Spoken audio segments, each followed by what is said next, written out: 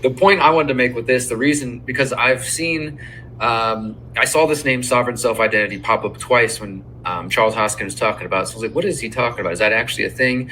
I looked it up. Sovereign self identity was a project launched by IBM. And obviously, that's like a red flag for me for the most part, IBM involved. But it involves the creation of a privately held identity, which is owned by the individual as opposed to government sanctioned identification. And again, this is something that I think when it's not done by IBM, if done correctly, could be a wonderful thing, right? People like myself who don't want governments to be the arbiters of where I can travel and where I can go. Imagine a world where you don't have a government issued passport, but you have a individual ID that still can tell people, hey, I'm a real person. This is who I am. If you need to know those things about me, but you have control of that, right? And it's not issued from the government.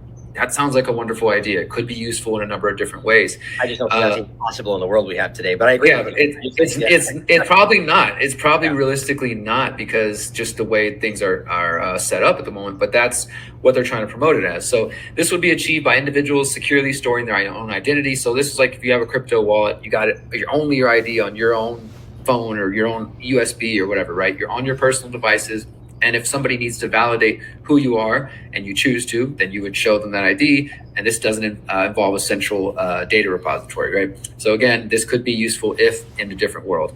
But we dive deeper into it. And IBM partnered with the Sovrin Foundation in 2018. The Sovrin Foundation is the organization that is working on this so-called sovereign self-identity. And they describe themselves as the people who are going to build the identity, combining blockchain, private ID, et cetera, right? So you see blockchain, private ID coming together. They're even using the word sovereign, which makes people think that it must be free. And 2018, they partnered with IBM.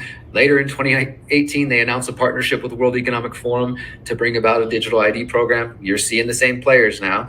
And the World Economic Forum, as I mentioned earlier, and Sovrin Foundation specifically promote that this is about bringing in the United Nations Sustainable Development Goals to establish digital identity for all people by 2030. So you can see, and I kind of dove in deeper into it. I went and looked into the Sovrin Foundation's white paper, which they called The Inevitable Rise of Self-Sovereign Identity. And they kind of describe how this could happen. But it's important to pay attention to certain keywords, right? Not just take these people for their word. Right. And again, we see the use of this reputation economy, which is exactly what Charles Hoskinson had said in his talk. So in their white paper, it says, quote, as an individual or organization's sovereign identity builds up over time, so does their reputation. Stepping up from a low trust level to a higher trust level happens seamlessly as more verified attributes and claims are accumulated by the identity owner. This reputation becomes an asset of the identity owner. For example, an individual may choose to reveal their reputation to others to establish or reinforce trust, or an organization may publish its sovereign-based reputation ratings as a badge of honor.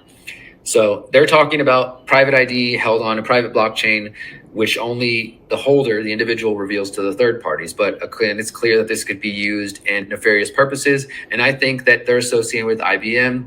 World Economic Forum makes it clear that when they talk about distributed, decentralized, private, that I don't think they're using those terms in the same way that most of us would be using them. Just like, and I make this point here, just as the elitists in the World Economic Forum and the United Nations, they mask their agenda with use of the words sustainable, diverse, equitable, etc.